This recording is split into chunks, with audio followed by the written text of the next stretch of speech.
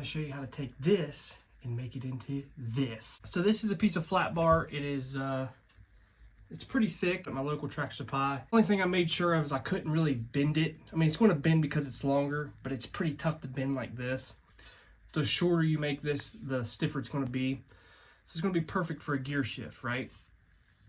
So I used a technique that Bad Chad did. I seen on one of his videos, and I wanted to do this for people in their backyard.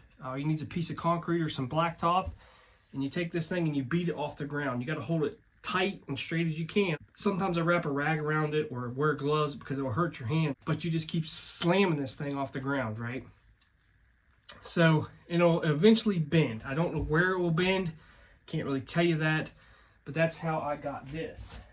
I got my bend, and then basically all I did was took a flap wheel and I made my nice round edge here, and I kind of tapered it at the top. You can set your threads wherever you want it. I wanted to taper this a little bit like this to match like the taper, and plus how my seat sets in my Nova, I kind of like it like that, and you can grab it and it's going to be real nice. And like I said, I didn't know where it was going to bend at, but wherever it bent at, I just measured it and kind of eyeballed it in my head and what I wanted and how I wanted the bend around the bench seat, and this is what I come up with. Why would one do this, right? Why would you do this? Well, I looked at the Hirsch shifters, well, the Hirsch levers, and they're ridiculous on how much they want for these things.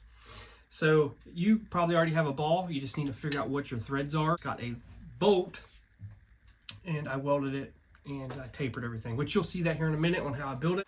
If you stay tuned to the end, I'll show you an easier way to do it as long as you have a welder. But let's get out here and see what we can get done. I have a shifter in here now, and this is a Hirsch Indy shifter, and it stops right here, and bought an extension piece. But the thing is, when it gets cold, this thing spins around. Plus, I don't like the way it looks. I like this glow-in-the-dark handle, but I want to go old school.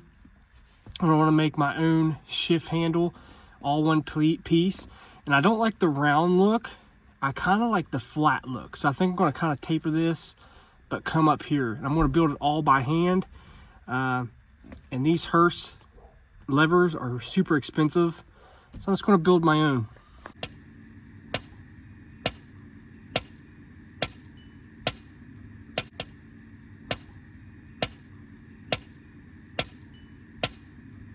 Cut it, clean it up. You can see the bend in it. I went ahead and grinded some in there to give it that angle. So next step is get the shift knob on and drill 2 holes. So we got our threads welded on, so I'm gonna go ahead and clean it up, and I'll show you the finished product. This is what we're left with. I need to clean it up just a little bit more to make it look good, but I do like the flat look. I think it looks good, and it's gonna look good in the car. Of course, it's gonna be a little bit shorter because it's gotta go down there and bolt. I gotta drill the holes yet. This thing's gonna look pretty sick. I know some people say it's super flimsy, but it's not. Definitely not flimsy. Goes in the reverse just fine.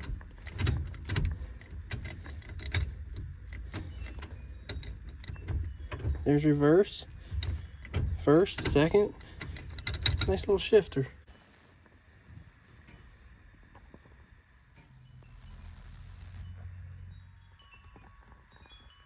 Now there's another way that you can accomplish bending this instead of smacking it off the ground. You can actually, like if I'm going to bend it this way, like make like the bend that I got in my shifter, I can cut this at an angle and bend it back and weld it and grind it smooth. Seen a lot of people do that also, but if you don't have a welder, you have to suffer and keep beating it off the ground. But that's how you make your own shift lever.